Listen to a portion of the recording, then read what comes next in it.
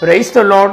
கர்த்தரும் உலக இரட்சகருமாகிய ஆண்டவராகிய இயேசு கிறிஸ்துவின் இனிதான நாமத்தினாலே உங்கள் யாவரையும் அன்போடு வாழ்த்துகிறேன்.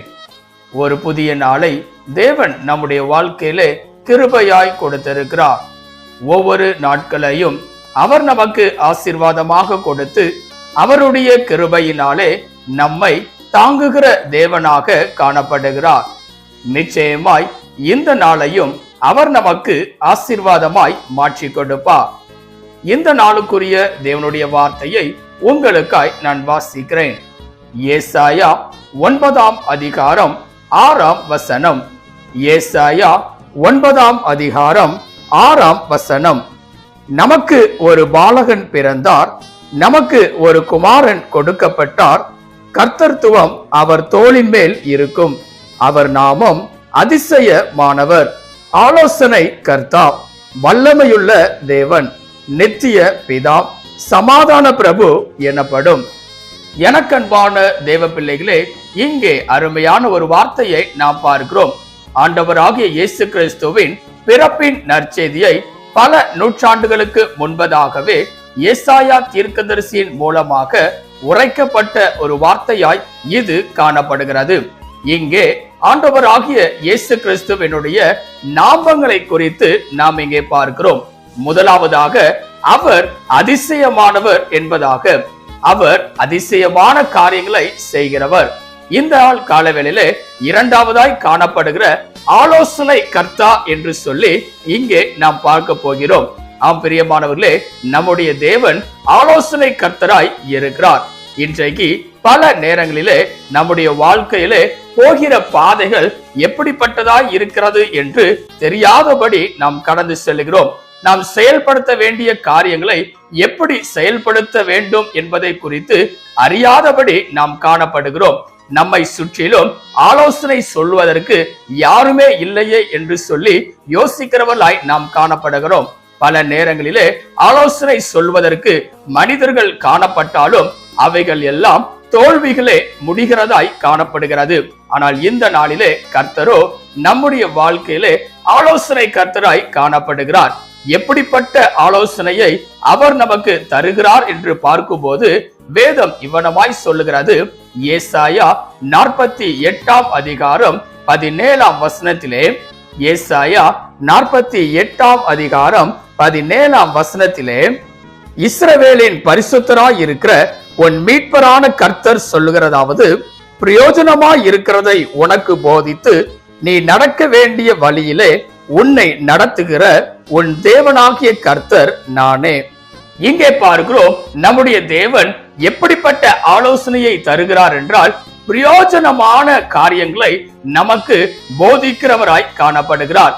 அந்த ஆலோசனை நிமித்தமாக நம்மை நடத்துகிற தேவனாகவும் காணப்படுகிறார்.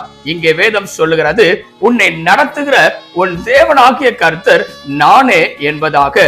மனிதர்கள் அல்ல, கர்த்தருடைய ஆலோசனை நம்முடைய வாழ்க்கையில காணப்படும் போது நிச்சயமான ஆசீர்வாதத்தை நாமும் பெற்றுக்கொள்ள முடியும். வேத வசனம் இவ்வனவாய் சொல்லுகிறது, கர்த்தருடைய ஆலோசனையே நிலை நிற்கும் என்பதாக. மனிதர்களுடைய ஆலோசனைகள் தோல்விகளில் முடியலாம், ஆனால் கர்த்தருடைய ஆலோசனையானது ஆசீர்வாதத்தை கொண்டு வருகிறதாய் காணப்படும். இந்த காலவேளையிலே அவரே நம்முடைய வாழ்க்கையிலே ஆலோசனை கர்த்தராய் காணப்படுவார். சங்கீதம் 32ஆம் அதிகாரம் 8ஆம் வசனம் இவனவாய் சொல்லுகிறது, நான் உனக்கு போதித்து நீ நடக்க வேண்டிய வழியை உனக்கு காட்டுவேன், உன்மேல் என் கண்ணை வைத்து உனக்கு ஆலோசனை சொல்லுவேன் என்பதாக. ஆம் பிரியமானவர்களே, அப்படிப்பட்ட நல்ல தேவனை தான் நாம் ஆராதித்துக் கொண்டு வருகிறோம். அவரே நம்முடைய வாழ்க்கையிலே ஆலோசனை கர்த்தராக காணப்படுவார். அவருடைய ஆலோசனைகள் இன்று மாத்திரம் அல்ல, நாளை மாத்திரம் அல்ல என்று இல்லாதபடிக்கு ஒவ்வொரு நாளும் நம்மோடு கூட இருக்கிறது. வேதவசனம் இவ்வனமாய் சொல்லுகிறது. சங்கீதம் 33ஆம் அதிகாரம் 11ஆம் வசனத்தை வாசிக்கும் போது, சங்கீதம் 33ஆம் அதிகாரம் 11ஆம் வசனத்திலே, கர்த்தருடைய ஆலோசனை நித்திய காலமாகவும் அவருடைய இருதயத்தின் நினைவுகள் தலைமுறை தலைமுறையாகவும் நிற்கும். இங்கே பார்க்கிறோம் அவருடைய ஆலோசனைகள் நித்திய காலமாய் காணப்படுகிறது. ஆம் பிரியமானவர்களே, அவருடைய ஆலோசனைகளை இந்த நாள் காலைகளில் நாம் பெற்றுக் கொண்டவர்களாக நம்முடைய வாழ்க்கை பயணத்தை நடத்தும் போது நிச்சயமாய் தேவன் நம்மை ஆசீர்வாதமான பாதையிலே வழி நடத்துகிறவராய் காணப்படுவார். ஏனென்றால் அவருடைய ஆலோசனை நிமித்தமாக நாம் நடக்கும் போது அவர் நமக்கு முன்பதாய் கடந்து சென்று கோணலான பாதைகள் எல்லாவற்றையும் செவ்வையாக்குகிற தேவனாய் காணப்படுவார். இந்த காலவேளையிலே தேவனுடைய சமூகத்திலே உங்களை அர்ப்பணிப்பீர்களா? செபிக்கலாம். கிருபையும் இரக்கமும் நிறைந்த எங்கள் அன்பின் பிதாவே, இந்த ஆசீர்வதிக்கப்பட்டதான நல்ல காலவேளைக்காய் நன்றியோடு உம்மை துதிக்கிறோம், உம்மை ஸ்தோத்தரிக்கிறோம். நீர் கொடுத்த அற்புதமான உம்முடைய வார்த்தைக்காய் நன்றி செலுத்துகிறோம். உம்முடைய நாமம் அதிசயமானவர் என்று நாங்கள் பார்த்திருக்கிறோம். இந்த நாளிலே உம்முடைய நாமம் ஆலோசனை கர்த்தர் என்று நாங்கள் பார்க்கிறோம். இந்த காலவேளையிலே இதை கேட்டுக்கொண்டிருக்கிற, இதை பார்த்து கொண்டிருக்கிற ஒவ்வொரு பிள்ளைகளுடைய வாழ்க்கையிலும் நீரே ஆலோசனை கர்த்தராய் இருக்கும்படியாய் நாங்கள் ஜெபிக்கிறோம். எப்படி செய்ய வேண்டும், எதை செய்ய வேண்டும் என்பதை குறித்து அறியாதபடி இருப்பார்கள் என்றால், ஆலோசனை இல்லாதபடி காணப்படுவார்கள் என்றால், இந்த காலவேளையிலே உம்முடைய பிள்ளைகளுடைய வாழ்க்கையிலே ஆலோசனை கர்த்தராய் இருந்து பெரிய காரியங்களை செய்வீராக. நீர் மாத்திரம் மகிமைப்படுவீராக. இயேசுவின் நாமத்தில் ஜெபிக்கிறோம் எங்கள் ஜீவனுள்ள நல்ல பிதாவே, ஆமென். கர்த்தர் தாமே இந்த வார்த்தையின் மூலமாய் உங்களை ஆசீர்வதித்து இந்த நாளிலே ஆலோசனை கர்த்தர் என்கிற நாமத்தையுடைய தேவனாய் உங்களுடைய வாழ்க்கையிலே அவர் காணப்படுவாராக. ஆமென். God bless you.